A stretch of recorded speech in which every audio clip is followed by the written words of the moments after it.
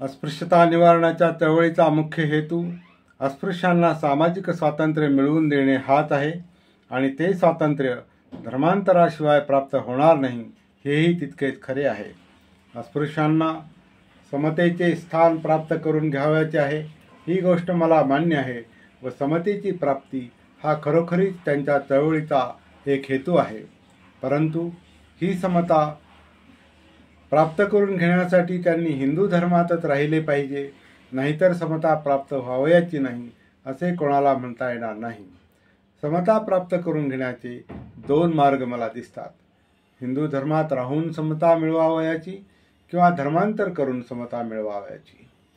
हिंदू धर्मात राहून समता प्राप्त करावयाची झाल्यास आपल्यातील नुसती शिवाशिव जाऊन कार्यभाग होणार नाही.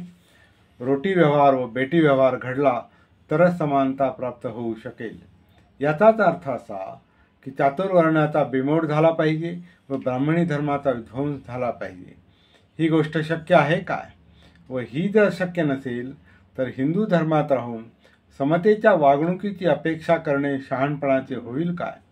व या प्रयत्नात तुम्हाला यश येईल काय? त्या मानाने धर्मांतराचा मार्ग कितीतरी सोपा आहे.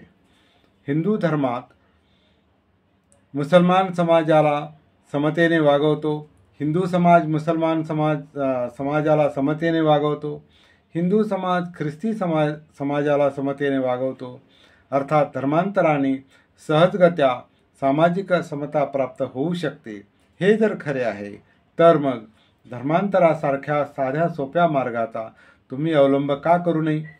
माझ्या मते धर्मांतराचा मार्ग जसा अस्पृश्य लोकांना तसा हिंदूंनाही सुखाचा होणार आहे.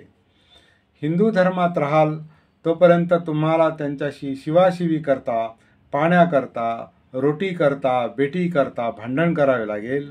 जोपर्यंत हे भांडण चालू राहील तोपर्यंत तुमच्यात व त्यांच्यात बखेडा माजेल व तुम्ही एकमेकांचे वैरी होऊन राहाल.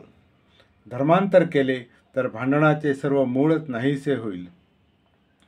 तुम्हाला त्यांच्या देवळावर हक्क सांगण्याचा काही अधिकार राहणार नाही व जरुरी राहणार नाही. सहभोजन करा, सहविवाह करा वगैरे सामाजिक हक्काकरता भांडण्याचे काही कारण उरणार नाही व हे भांडण मिटले तर उभयतांमध्ये प्रेम वाढून सलोखा उत्पन्न होईल. आज मुसलमान व ख्रिस्ती समाजाची व हिंदू समाजाची परस्पर स्थिती काय आहे हे पहा. तुमच्याप्रमाणे हिंदू लोक मुसलमानांना अगर ख्रिस्ती लोकांना आपल्या देवळात घेत नाहीत. तुमच्याप्रमाणे त्यांच्याशी रोटी व्यवहार करीत नाहीत, बेटी व्यवहार करीत नाहीत. असे असताना त्यांच्यात आणि हिंदूमध्ये जो आज सलोखा आहे तो तुमच्यात आणि हिंदूत नाही.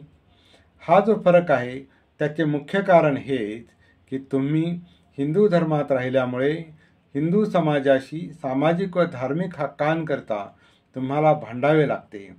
परंतु ते हिंदू धर्मातून बाहेर गेल्यामुळे त्यांना हिंदू लोकांशी धार्मिक व सामाजिक हक्काकरता लढा लढवण्याचे कारण पडत नाही.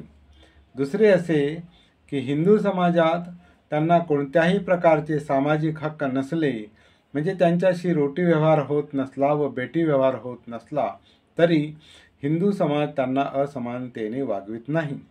धर्मांतराने जर समता प्राप्त होऊ शकते, धर्मांतराने जर हिंदू आणि अस्पृश्य यांच्यामध्ये सलोखा उत्पन्न होऊ शकतो तर तो समतेचा साधा व सुखकर मार्ग अस्पृश्य लोकांनी का स्वीकारू नये?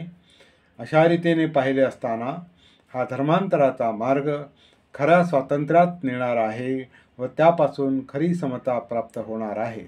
धर्मांतराचा मार्ग हा पळपुटेपणाचा मार्ग नाही, तो भेकडपणाचा मार्ग नाही, तो एक शहाणपणाचा मार्ग आहे.